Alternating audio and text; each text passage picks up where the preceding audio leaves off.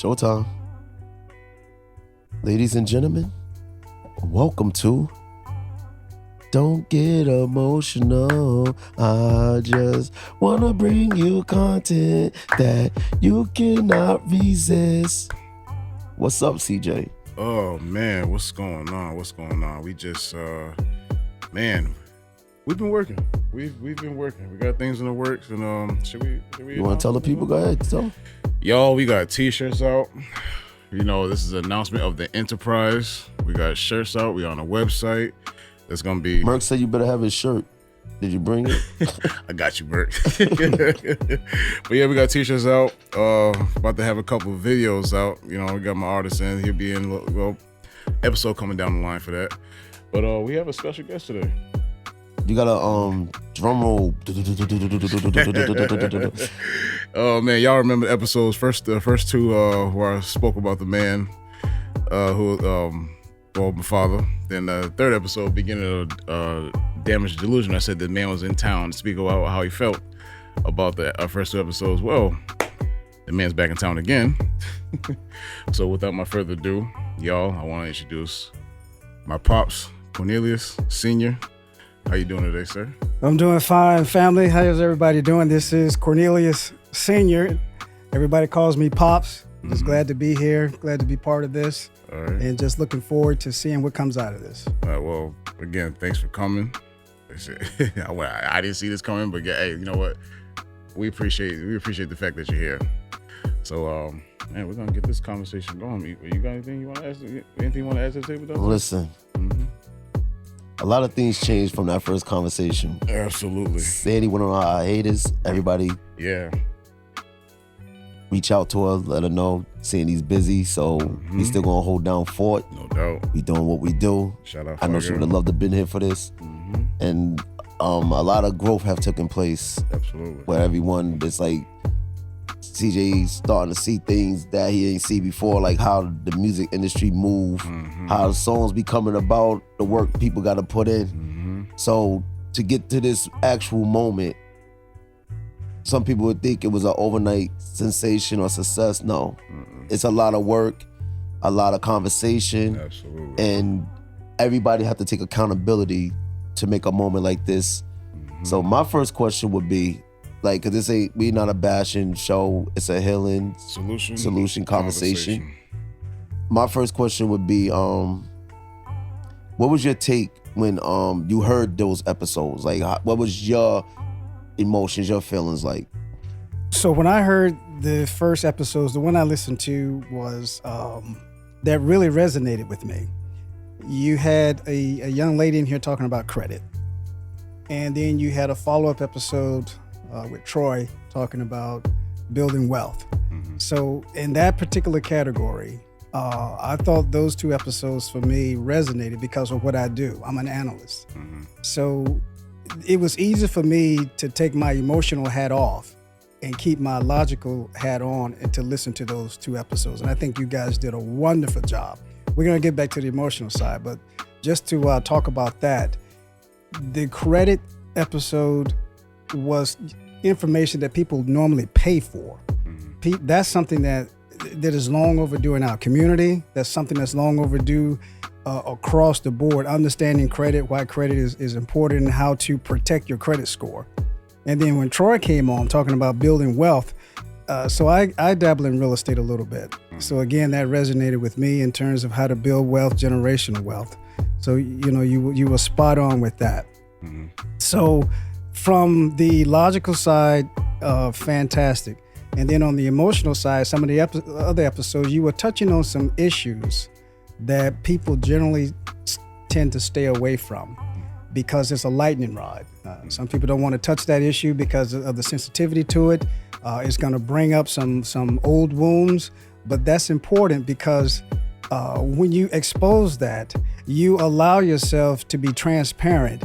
And I'll just say it now, I'm a believer, which allows God to come in and help the healing process.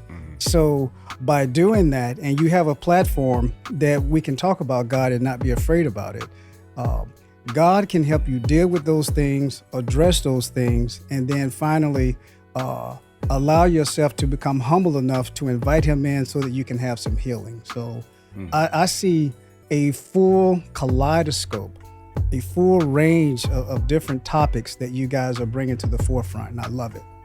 I love it. Well, before we move on, because one of the things, like, I'm a believer, so, like, and again, it's not a religion, it's your belief. Right. And I have a best friend who's he's my brother, he's an atheist. Yep. We don't argue or do none of that. Matter of fact, when my birthday, he'll have Jesus Christ Superstar on the cake. Yeah. Or every time he'll text me the God hour. Right. So again, it's about accepting people for who they are and what they believe in, and not try to force your ideologies on somebody else. But the reason why I brought it up like that is because a lot of people don't believe in God because they believe God put them in the position that they're in. I hear you. And you keep hearing preachers or teachers or anybody that believe in God keep saying how loving he is, and people like, well, this world is so chaotic. Why is that? So when you bring God into the equation, you have to actually explain why and how does God work in a person's life. Exactly. Yep. So to pull the thread on that, if you are a believer, then you know what happens when you read the book of James, and when you see how James described these things will happen to you, and they happen for a reason. They happen so that you will learn how to persevere through hard times, because that perseverance is going to build your faith, and then your faith helps you build up so that you can come through these things and give God the glory. For people who are not believers, and you're listening to this podcast, one of the takeaways that I hope that you can carry with you is God allows free will. He doesn't force you or anybody else to do anything. So free will is always going to be part of that equation. But understand this, anything that when you become a believer, those things that the devil meant for bad, God will turn it around for good. And it may not seem like that right now, but the Bible tells us that the old things have passed away, and behold, I'm doing something new. Do you not perceive it? So continue to look for it, because God will restore you, and the latter rain will be greater than the former. And what that means is you're going to go through some hard times. Yes. You're going to have to press, and you got to press hard. Yes. And after you press, you got to press some more. And it's not going to look like you're making any progress. You're going to be hitting the wall, but you keep pressing and you don't give up. And when you see the deliverance that happens on the other side, that's when you say, it is no way I could have done this by myself. Only God could have gotten me through this. And then you give God the glory. But right now, you're in the fight. So persevere.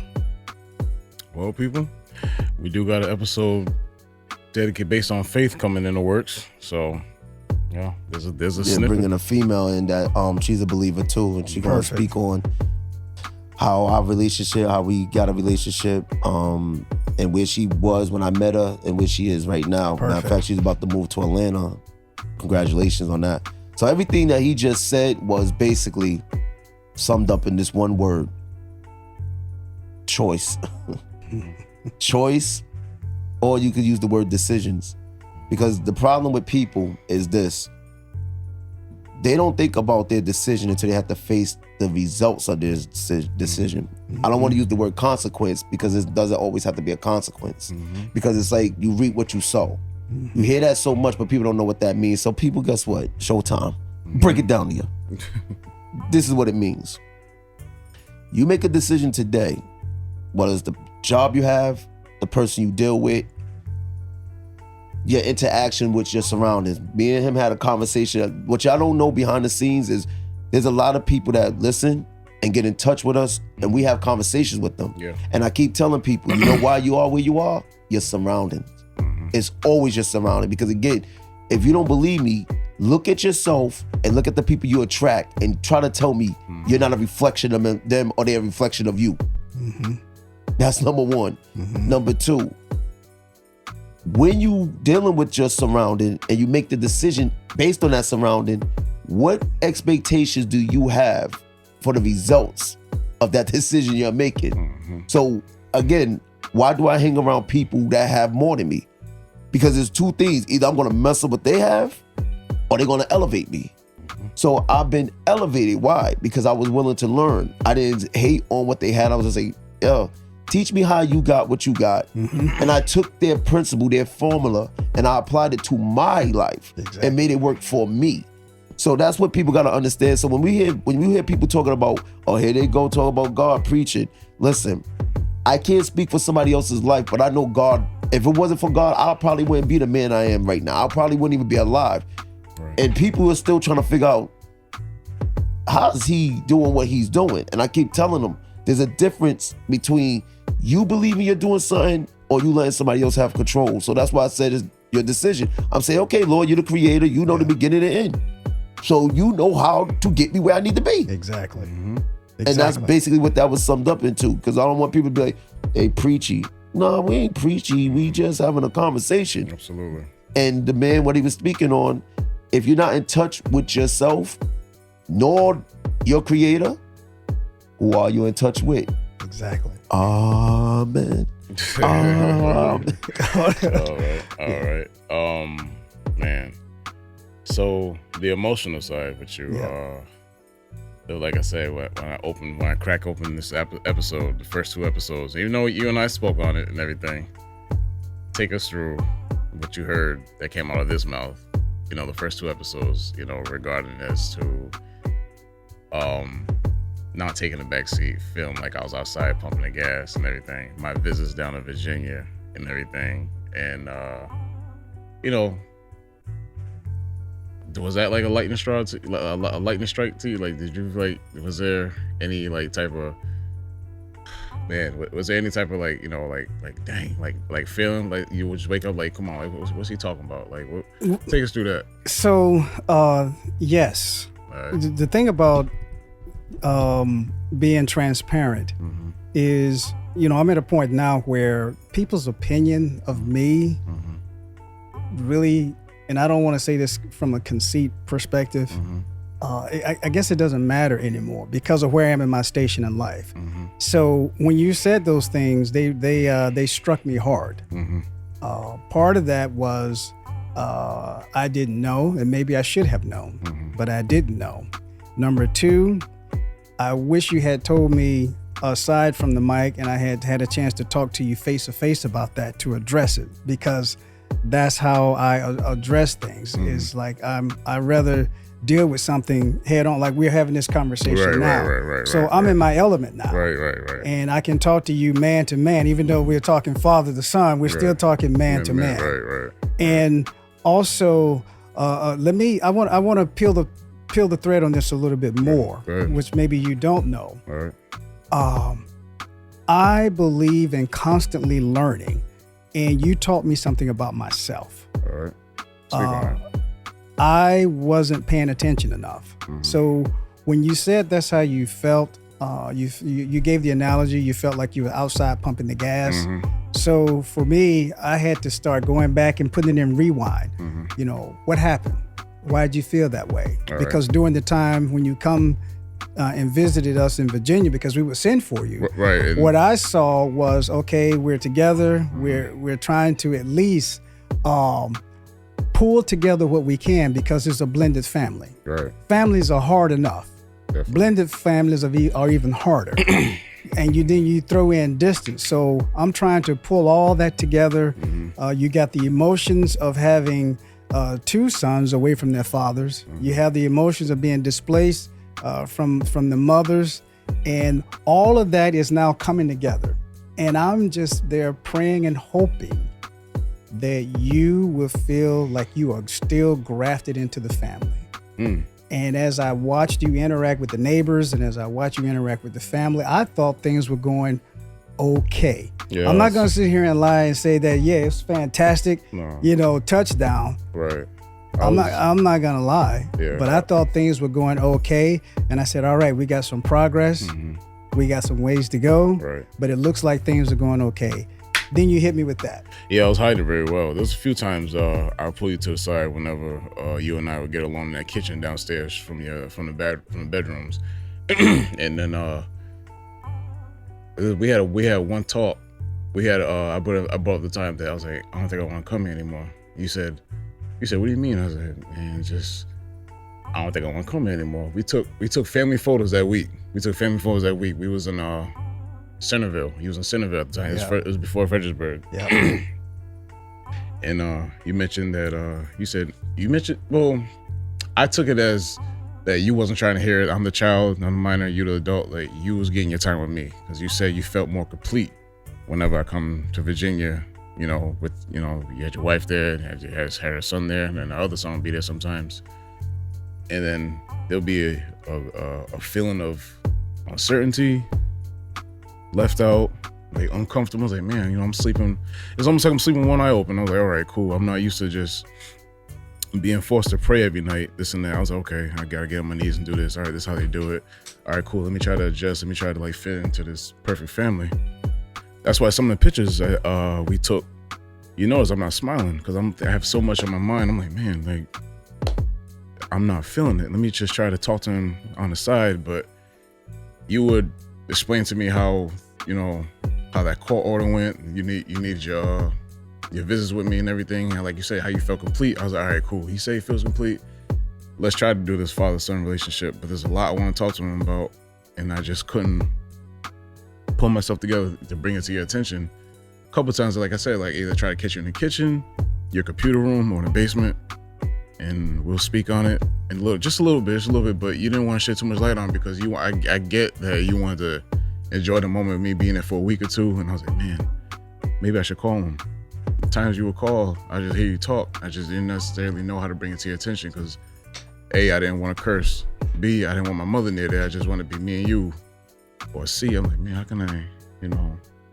can I push this to bring this to his attention? Should I wait till he picked me up from BWI at Baltimore Airport and take that long drive to Virginia and talk to him about it? Or so there'll be a few times that I try to talk to you about it, and I don't know, I felt like you wasn't trying to hear it. So I was like, how can I really? And that wasn't really to like embarrass you or nothing like that. I just really that's how I really felt, like pumping that gas outside in that cold. Okay, so the thing about being transparent is I'm not going to pretend like I know the answer. Right. What I will say this is, at that time, as you just articulated that and spoke through it, at that time, I knew that I had only a finite amount of time with you. Right. So I knew that if I didn't get all of it in right then, I was going to miss it. And it seems like I missed something else. That was you trying to communicate. And part of that is, I don't know if you should have felt more compelled to talk, or if I should have tried to get an environment for us to talk. But we're talking now. So I had to get it all in. And we're not a perfect family. Right. No, there's no perfect family. But for those few moments that I had with you, it sounds like a record, they were precious and few. And I needed to just soak every second. So I may have overdid it with trying to do pictures and Christmases, holidays, Thanksgivings, all that stuff. I just, because that's all I got at that time. Right. So I was just trying to make things almost like Disney World. I just wanted the best of everything at that time, so that we could have memories that will last forever. Got it. I got it.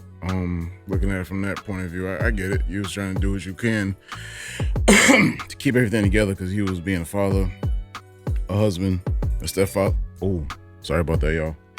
People don't listen. Yeah, Put full for solid.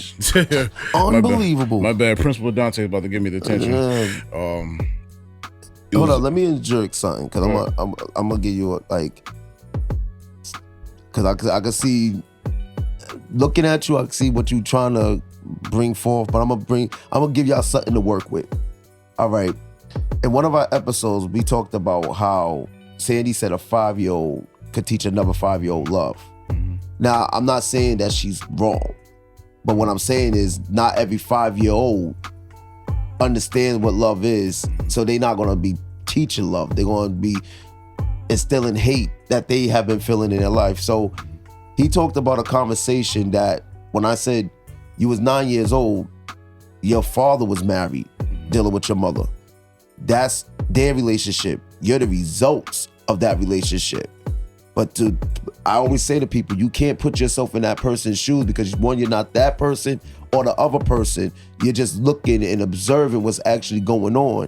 And see, when you try to internalize something that one, a 9-year-old shouldn't have not been internalized, and a 9-year-old should have been a child growing into their own and forming their own identity instead of trying to take on the identity of someone else. So again, right there shows there was a disconnect and miscommunication, because when I'm listening to you even talk right now, it's like you was trying to understand something. Like, it's like you're looking up a hill while the people up the hill you're looking at is looking down at you.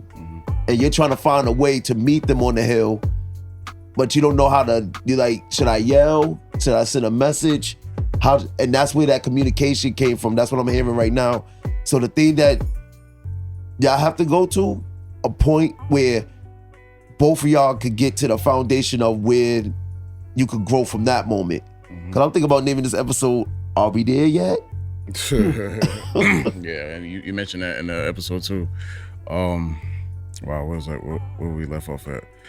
No, when he was married, this was we had a talk in Virginia, this and that. This when that came up. This when I was like, 9. I'm sorry, it could be 9, 10 years old. Then, I mean, you put your hand on my shoulder, say this is what marriage is like. You show me the ins and outs. And that same week, I believe you and your wife had an argument, and then me overlooking all that, I was like, man, marriage is like this. That's what he's talking about. That's like, nah, I don't want no parts of that. It's like I said, maybe I had no reason thinking like that, but that, just witnessing and overlooking everything, me being down there, seeing you, like how you interacting with your wife this on a daily basis, and you pull me to the side, when you give me that when you get older, maybe you'll find your wife, this and that, and you say this is what marriage is like. You had your hand on my right shoulder. Crazy, I remember this.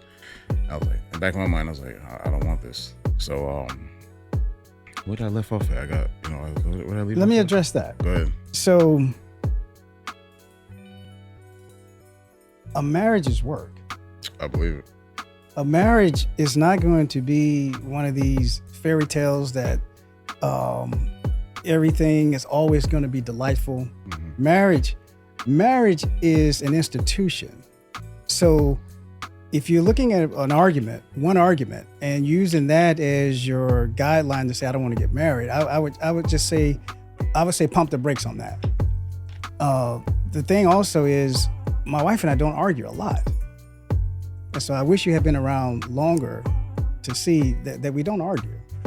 If it's an argument, we do, but they're rare. Also, when you think about a marriage, and we're going to get back to it, but I want to bring in a spiritual component too. You're looking at a God's institution.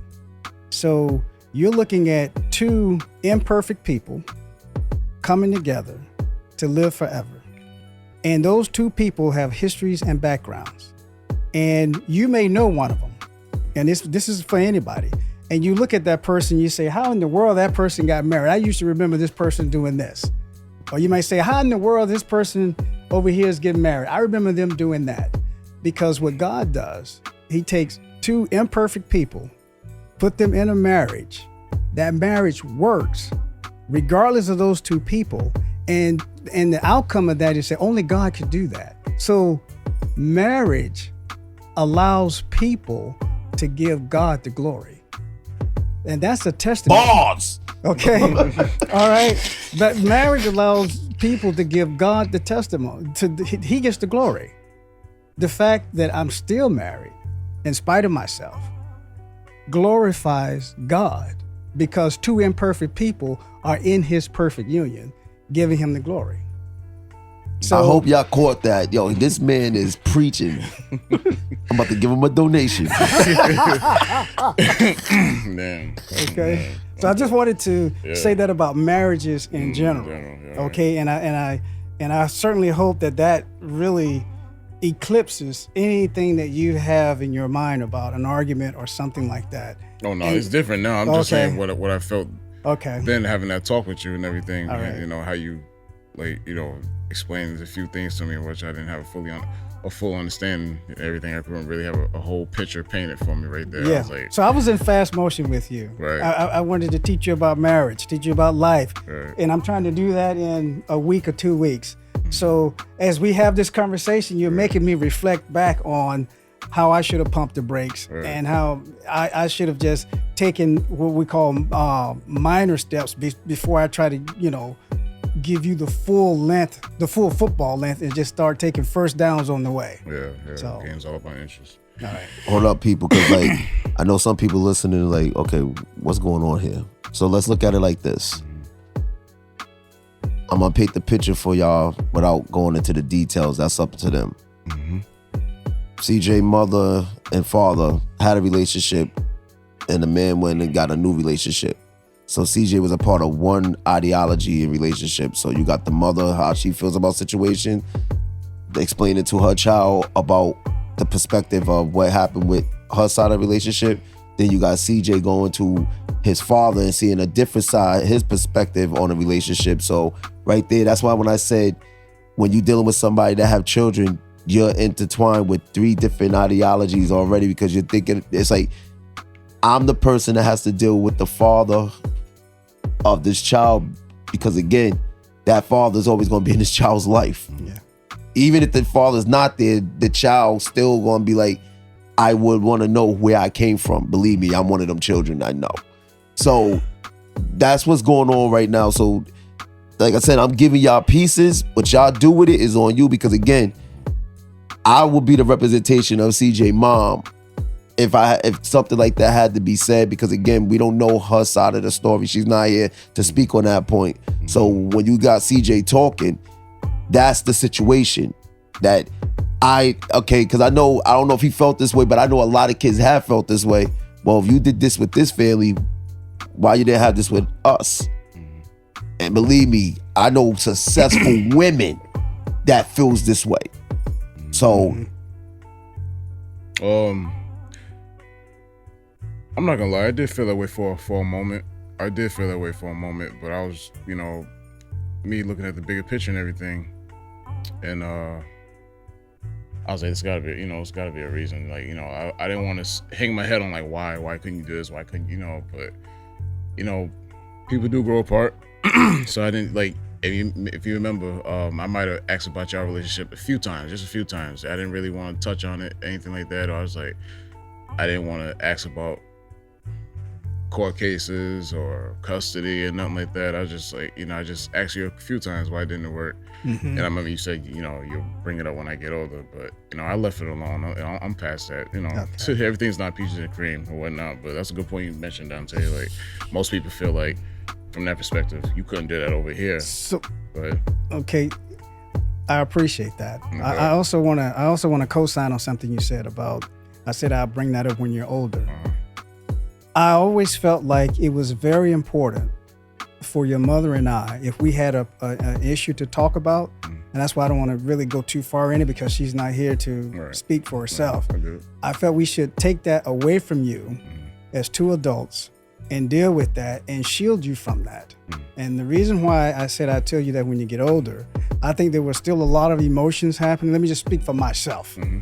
So I made sure I never spoke bad about your mother in front of you. Ever.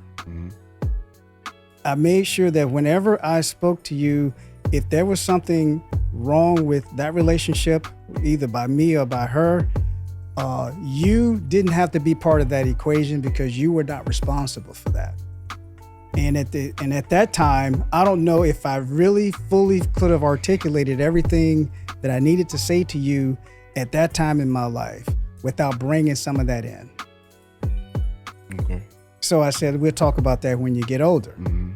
Because I don't believe that the parents of the child need to be the adults and talk about that stuff separately, without talking about it with the child or in front of the child or within earshot of the child hearing them. That's my opinion. No doubt. Okay?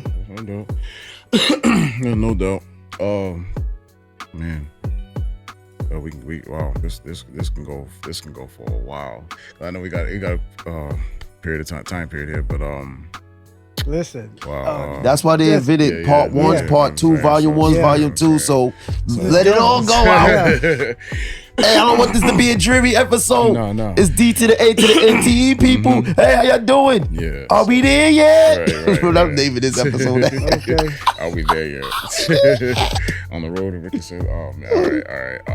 Showtime, get it in. So there was this one time. There was this one particular aspect. It was all 4 of us in the car. What was it? All 4 of us in the car. We was leaving Fredericksburg. I remember we was talking about college. You know, we was talking about, you know, me and Derek in the backseat talking about college. And you be name dropping. Derek going to hear this and be like, yo, what I got to do with this? I do send him the podcast. I'm going to check he's been listening too. He say he is. That's why I'm saying his name. I remember your wife asked if my mother went to college, and then that kind of steered me. That had me pull over. I'm like, what the hell is that got to do with anything? Then I remember you answered and said no, this and that, and I was like, what does this have to do with my mother going away? And I know there's times you never really brought it up on a bad tip, but that time right there, because we was talking about college, and she asked if I'm like, she's not even here. She's not like, why is she thinking about her? Then you answered right then and there quick. And I tried to change the subject immediately because I was like, no, we're talking about our futures going. We're in middle school talking about our futures. Where did she come up and everything? And I tried to stay in that direction. That's when me and you was talking about college, this and that. Then we got back to the house and I was like, what was that about? And that got brushed off and everything. But okay. And everything. But like I said, like you said, you held your part. Like, you never really said nothing bad about her. But I know this ain't really about this episode. It's not really about that. But I remember that particular conversation we had leaving your house. We was going somewhere. We might have went to that plaza where Fuddruckers is, and we talked to me and old boy in the back was talking about college. You guys was asking us about questions about college, and then I remember she asked that question. Okay, I think I would say this. Mm-hmm. I don't believe that question was asked mean-spiritedly. I don't think that question was asked out of spite. So it was just really random. Like, it's really, it was just really random, this and that. And I remember asking, like, yo, I'm going to talk to her later, this and that.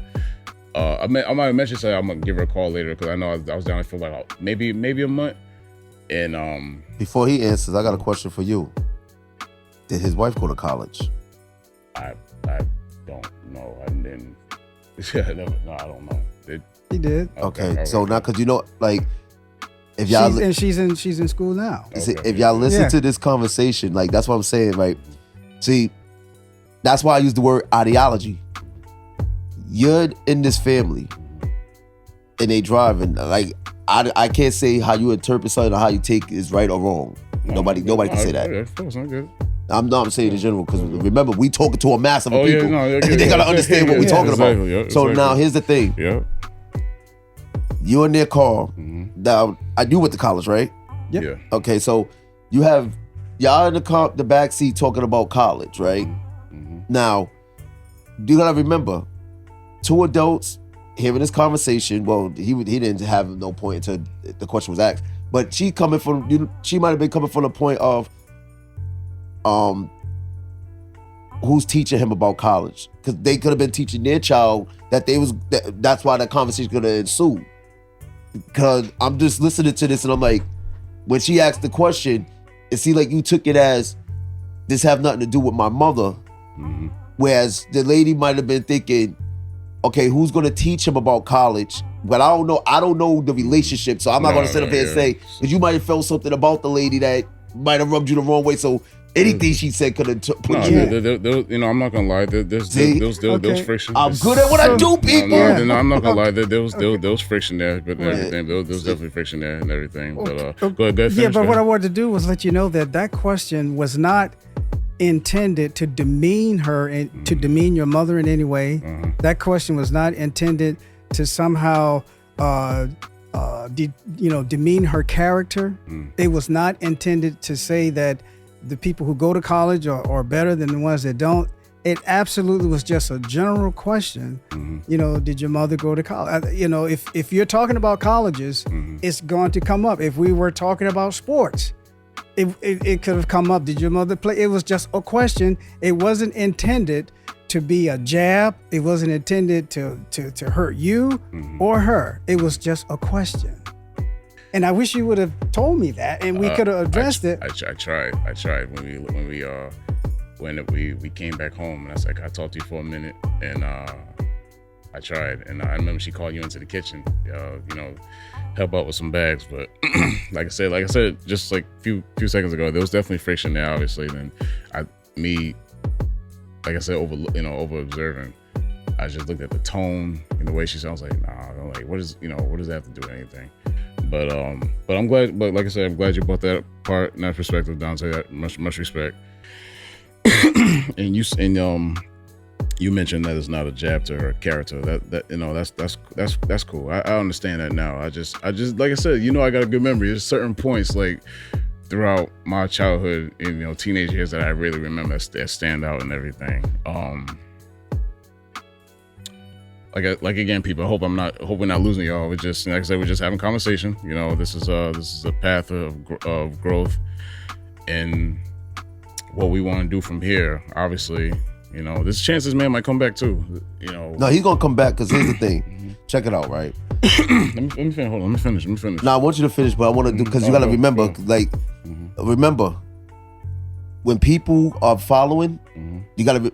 One of the things I want y'all two to do is re-listen to this conversation because y'all in the middle of it. So when you actually go back and re-listen to it, that's when you're really gonna be able to come and say what you want to say. Because see, what's going on is, everybody get this in your mind. Get a rope. On this side, you got CJ and his mother. On this side, you got this man and his wife and their family. Right now, you're playing the game of tug of war. Because see, there's a lot of stuff that you know that you're not saying, but you're saying it in a way and it's coming out in pieces. So that's why I know what's going on. Believe me, I told y'all I was good at what I did in therapy. So now, things is not actually being said directly, and this I understand because first of all, you probably don't want the world to know about everything. But again, because you're putting it out there and people are listening, they have to have the perception of actually what's going on. Because I talked to you and everything, I didn't get to talk to your mother yet, and I said I don't. Even if your mother tell me stuff, guess what? I'm gonna hold it where it is with what she says because I got to talk to your father. Thank you for taking us out to eat.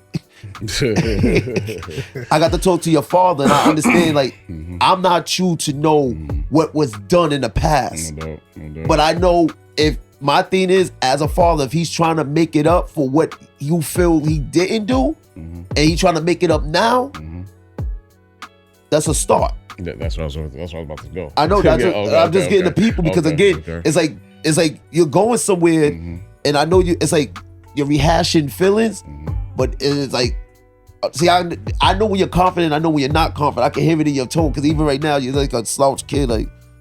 I want to say. There you go. See, yo, I'm a slouch kid, yo. All right. You're like a slouch kid, yeah. I guess so. You know. So, Daddy, you gonna give me some cookies? Yeah, I know cookies. Yeah, make a chocolate chip. Make a chocolate chip. Exactly. Some almond milk too. There you go. See, yeah, some almond milk too. Yeah. So he put me on blast, y'all. Yeah, this, you know, for those who really know me, yeah, I don't really give the whole spiel. I give bits and pieces, but he called me out. He got me on that one. But I don't want to rehash everything, but just certain points I was just trying to get to and everything. And then the question is, you know, obviously I asked myself, where do we go from here? You know, this past, you know, half year since I can't say that, since April. Me and this man, we've been having conversations, long conversations, sitting and talking. He came up a few times. He let me know how he felt about the podcast. He was honest with it, and I respected it. You know, we didn't fight. There was no yelling. There was no cursing. There was a point in time I didn't think I was gonna sit and talk with this man. Like, really, there was time I was in therapy for a while talking about it, holding on to something. Even since 5, you know, I'm not not taking away what Sandy said or anything like that. Even that when at 5 and I was angry, certain like parent teacher nights or anything like that, or Father's Day come up. But anyway, like I said, now like the fact that this man's taking the time to come here on this platform, reaching out to me, you know, and others giving me advice, like, you know, working on building, you know, taking this, you know, picking this up right now, wiping the dust off and carrying it now down the road. I really, really appreciate that. Again, I want to thank you for coming. This ain't the end of nothing like that. I'm just pointing this out. I want to give you props. Thanks for coming. All right. And everything. Thanks for these conversations that we're having. But, you know, working towards this growth and everything. Where can we go from here? Being honest with each other. There might be disagreements, cool. But like I said, I don't want to keep repeating myself. There was a point in time I did not see this happening. I did not see us talking or in a calm tone or having conversations with Dante about it, this and that. He said, you can't be biased. Hear the man out. This man's trying right now as we speak. This man's going to support you. He's going to support your business. And I got, I got news out there for y'all. This man's also an investor. Who's seen that coming, right? This man's investing in me and my business. So a lot has happened. Go ahead. You watch your hand up. Go ahead. Yeah, you just said a lot, son. Yeah, you just said a lot. So, I mean, I'm not watching the clock, so I'm just gonna put it in rewind for a minute and go back to at least where my first thought came to. Mm-hmm. So you say you didn't see this coming? Nah. I did. I saw this coming because I'm the father. And when you read the story of the prodigal son, you don't understand the prodigal father. The Bible says the son came back and the father saw him from a long way off. In order for him to see him from a long way off, he had to be looking. So I've been looking for over 20 years, waiting, because I knew you would be coming back. And I run to you, just like the prodigal father ran to the son. The Bible says he ran to him, fell on his neck. He kissed him and gave him a ring. And that's how I feel. And I knew that day was, and nobody could tell me any different. And no devil in hell was going to stop it. So I knew this day was coming. So I saw it. The next thing is we are building a bridge, the two of us. And Dante gave an analogy of, you know, you and your mother on one side, me and my father. That's true. It's like we're on two different mountaintops. Mm-hmm. And the only way for us to get to each other is to go down in this valley, in this chasm, which makes no sense because it's easier just to go straight across. Mm-hmm. So the two of us are building a bridge, and we're starting with the underpinning of that bridge. And when we're done with it, we're not the only two that's going to use it. Our families are going to do it. By us coming together, we're going to reunite the families. I see that. You don't see it yet, but I do. And it's coming. And it's coming because of the love between the son and the father. That's where it starts. Okay? Mm-hmm. We are building a bridge. Now, the other thing is that I wanted to say was this. I had no idea, for people that are out there that are with us, this is not scripted. I had no idea what was going to be said. Mm-hmm. This conversation could have gone sideways, but you know, for me, I did not care. I care about you. So for me, there's no embarrassment here, because I know in the end, what's most important is our relationship and how that relationship needs to be recultivated. Okay. And that's what we're doing. And it's something I wanted to tell you, and I heard other people say this. There's greatness in you, but I know why. They can't tell you why.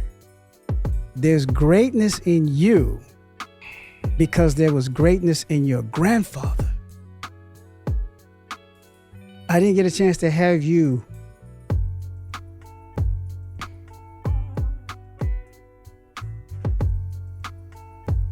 spend a lot of time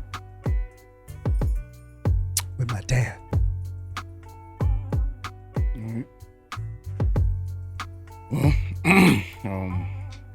See, let me finish. So my dad didn't go to college, but he's still the smartest man I know. he went to the trades. I saw him build our house with his own 2 hands. He was responsible for helping put in indoor plumbing. I was there as a little boy, helping mortar mix as he put bricks on that house so we can have a place. And he taught me how to be a man. So those things, those greatness that comes down from a grandfather to a father, they fall to you. That's why you're great. There's a lineage in the Bible. Abraham, Isaac, Jacob, and Joseph. For us, it was Cornelius Fagin, Malcolm Fagin. I'm Cornelius and you're Cornelius. You're the 4th in this legacy. Oh, damn. Oh, well, y'all, I guess y'all know what C stands for now. All right. You're the 4th. Yeah. All right. And you're great. No. And I support you. Appreciate it. When you told me about this business that you're doing, it made me think about how important it is, not only for you, but for our people to have an entrepreneurial spirit. Because going to a job every day that you don't like and just dealing with the boss that you don't like is not a good life. Right. Okay? Right. And so you need a side hustle. In fact, we're coming up on hard times. People should have a side hustle. So when you said that, I was already vested. So you said I'm an investor. When you told me that, I asked you some questions, and we're not going to throw any numbers out there. But you told me how you were, starting to slowly invest.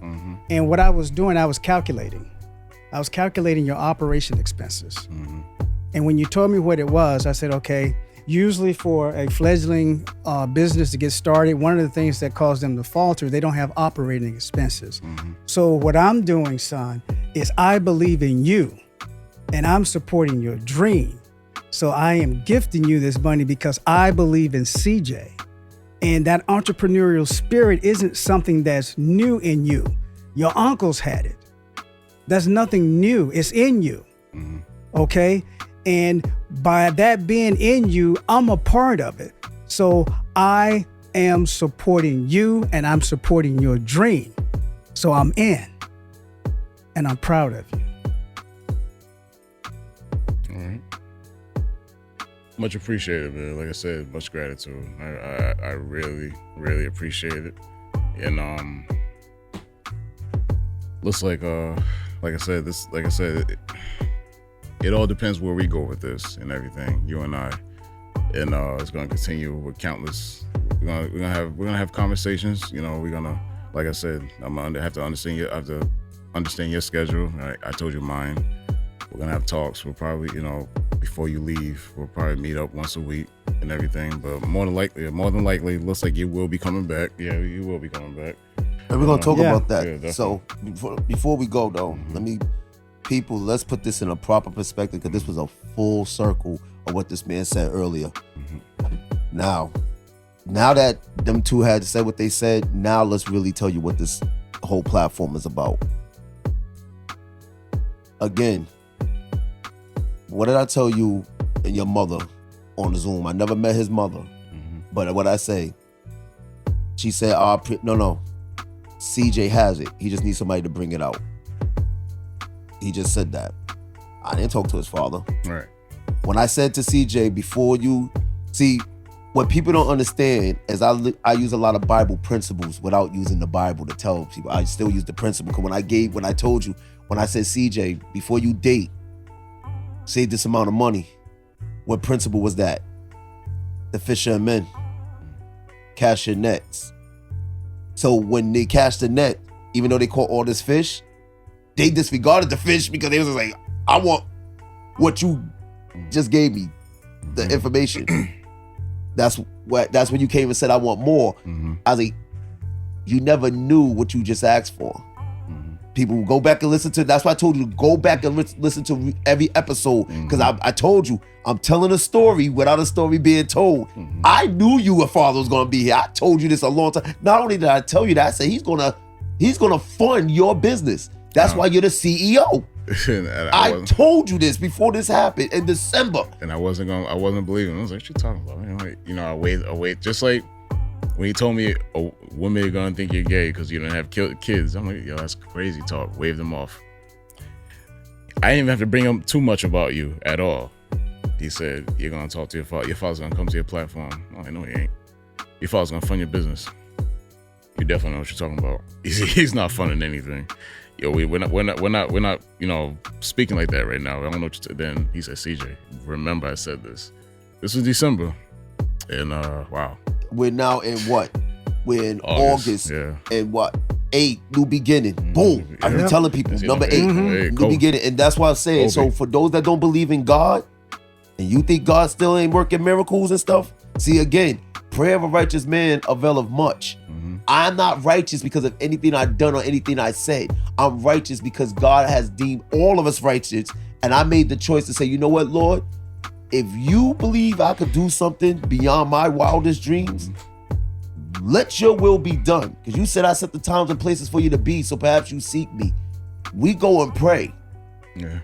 Every Sunday. We pray. Every Sunday. Push until something happens. Yep. We pray. When you communicating, now we're about to close up. That's why because this is going to be a part 2 to this. Are we there yet? That's why it's going to be called Are We There Yet? A father and son rekindling. Because there's more to be said, but again, this is a starting point. I just wanted to make sure that people knew why, when he talked about God, why it was so important. That's why I let him speak. Because again, yes, I'm a co-founder, but if it wasn't for CJ, this wouldn't exist. Y'all don't even know what we just did in the last 2 days. I mean, so much work, videos, recorded, people flying from Alabama, dancing, shows, all kinds of stuff you don't know. But again, why is this happening?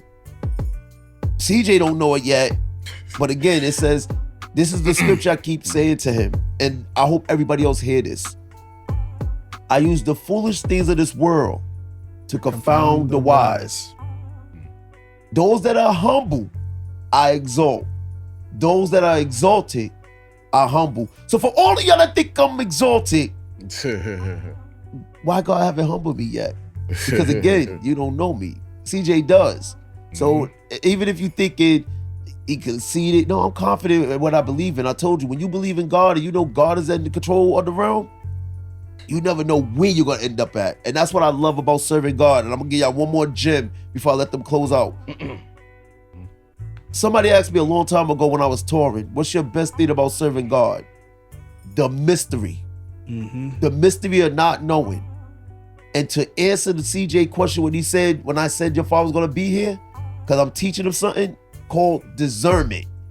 I discerned that. That's how I knew it was going to happen. So people understand what discernment means. I was teaching CJ, this is what discernment is. I was just saying, if we do what we got to do right, it's going to get to him. He going to be proud. He punched me in my face. But guess what he going to also feel? Okay, that hurt. But I hurt somebody even more. For that punch to come. Ta-da. Is it me you looking for? And here he is right in front of you. Yeah, ain't that something? Ain't that so? We're gonna have a part 2. You coming back? I'm coming back. All right, is they coming back? All right, Yeah. That's wow. How can we close this out? You know what? I can't ask that question. We'll close this out just by that question. Where do we go with this? That's to be determined on part 2, people. Like I said, I did not see this man coming. Wow, this is amazing. Got any final words? Yeah, I see it coming. You say, where do we go from here? This is what I see. I see all the old hurt going away. I see a substitution of what evil, unforgiveness, and any diabolical plan of the enemy that put into your way, I see that completely arrested by the Spirit of God and the Holy Spirit infused in you. That's what I see. I see you on a different level. I see you rising up. I see you completely successful. And I pray that for you. A blessing that's going to fall on you and a mantle of peace is going to fall on your shoulders. And you're going to rise up and lead. People are going to listen to you. God will exalt you in due time.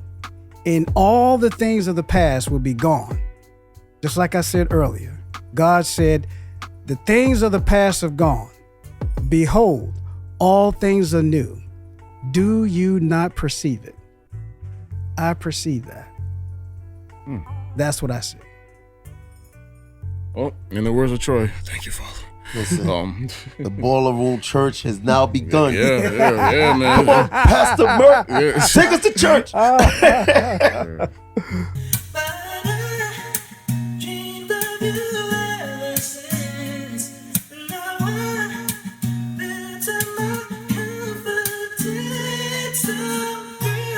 Trav, you did your thing on this.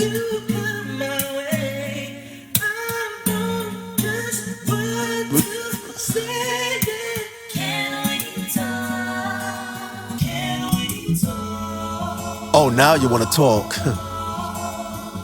Honestly, I think we're past the talking. Yeah. Just need you to listen. Put me in position where my heart's missing. Lost the feeling, find hatred and healing. Think we get there again? I don't think so. Love's in the rear view, plus the years spent with you. Wish I could undo all I did with you. Done for you, now I'm done with you. Used to be lovable, now it's personal. Can't stand your voice, what you mean, can we talk? In my mind, see you laying down in some chalk. Tired of the cursing, speaking in third person. Same thing we playing over like we rehearsing. Here's final curtain, finally changed my demeanor. No more back and forth, Venus and Serena. Stay within the lines, everything is fair play. After I say this would be on my way. That's right.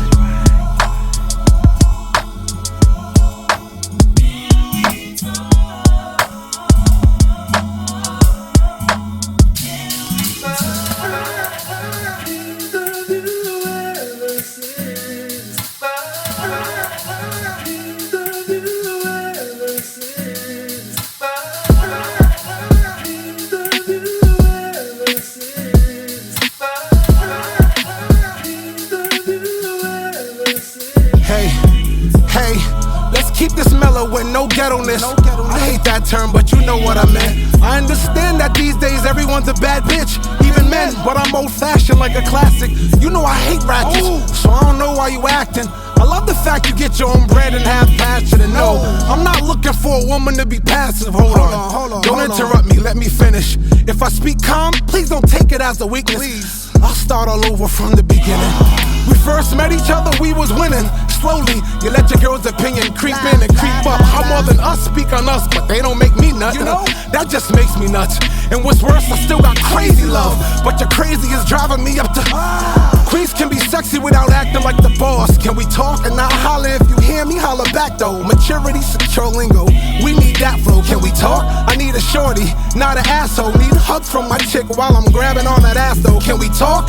I don't need a maid, I just need respect and femininity for happy days. So can we talk?